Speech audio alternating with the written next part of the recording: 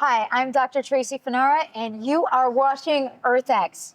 Today, I have Mariel Hemingway, an environmental advocate and an Earth hero. It is so wonderful to have you here. Oh, thank you. It's wonderful to be here. Yeah, so there's so many questions that I want to ask you, like how you got started, where you are now.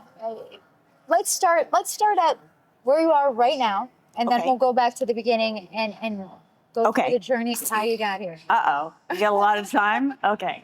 So, currently I've always been an environmental activist, but it's a passion for me only because I'm so deeply connected to the environment and nature. I think it's one of our greatest healers. I think it's one of our greatest teachers.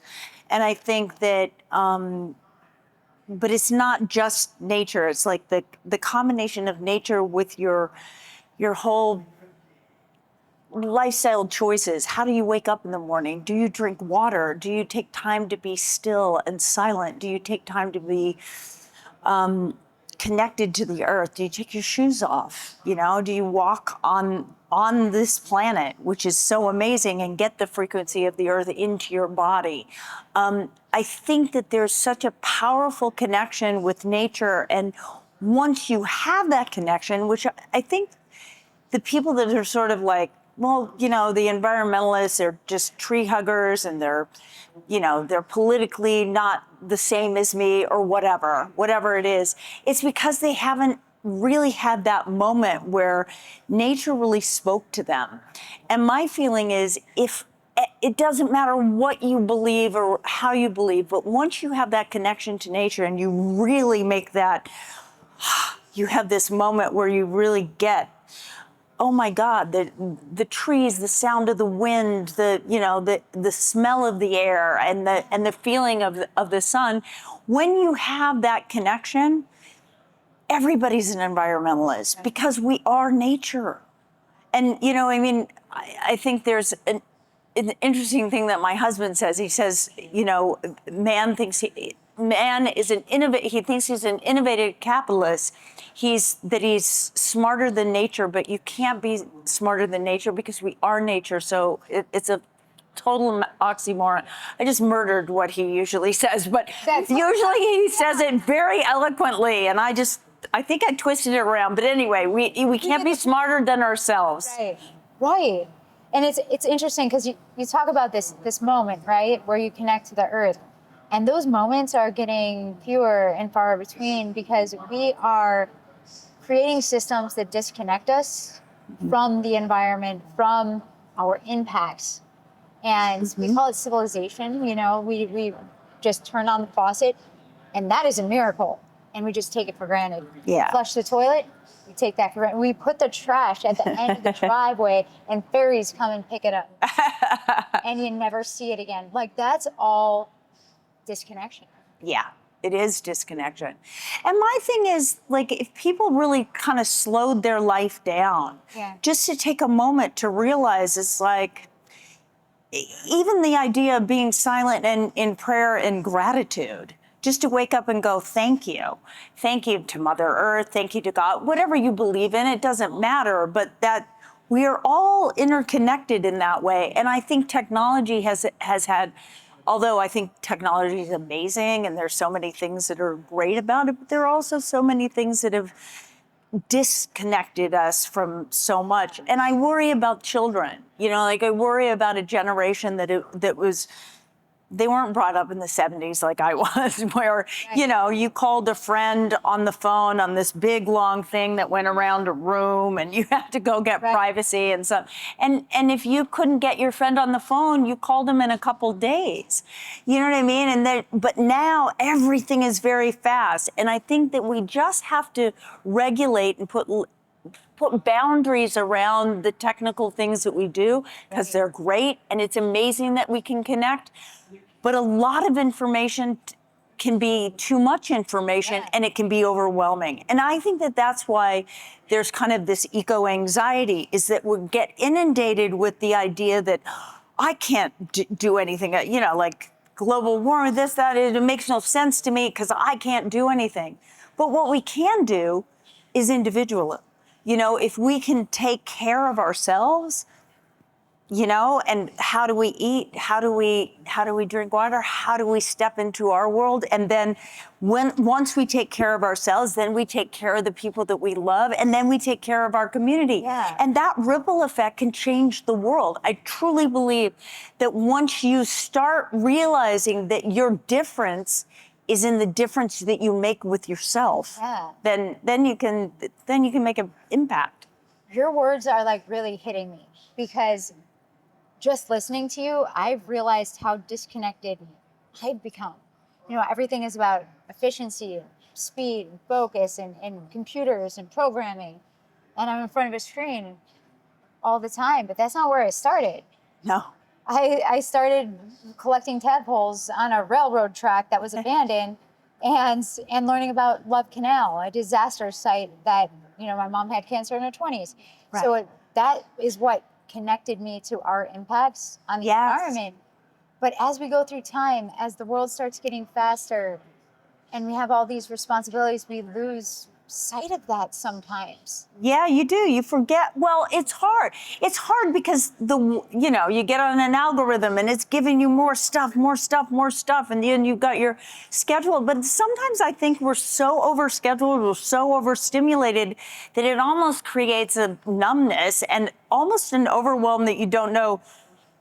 It can be a lot. And to get back to what I think it's.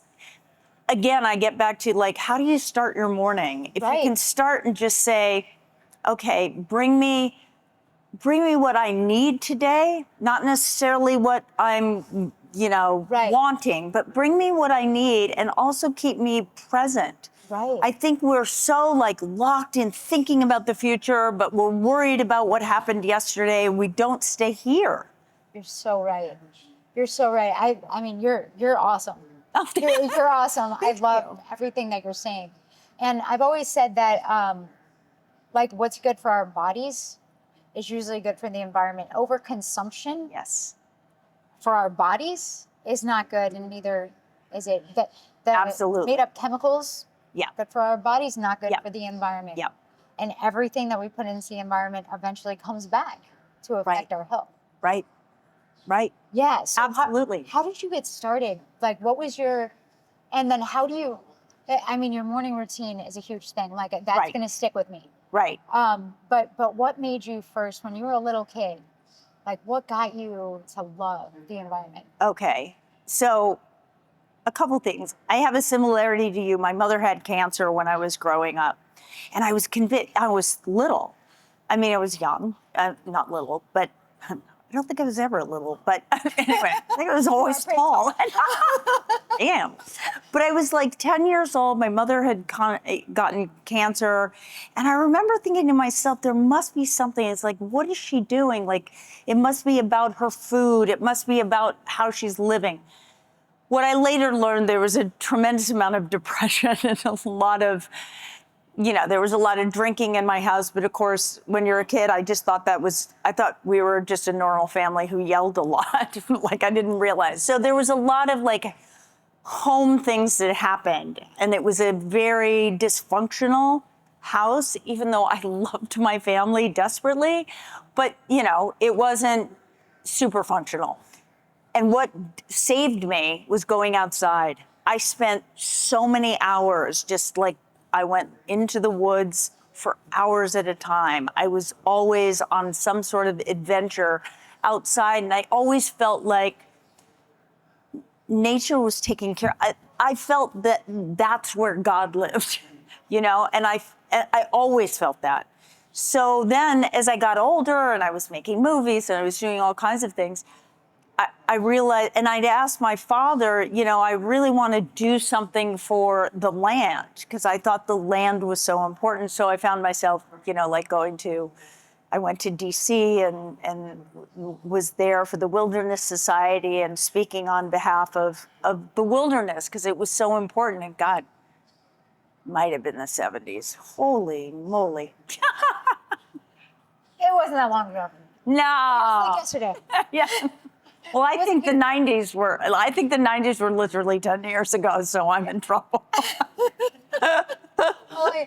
I understand the feeling though, as strange as that might sound. It does, because you're 12, but that's okay. It's all right. I love you so much, so much.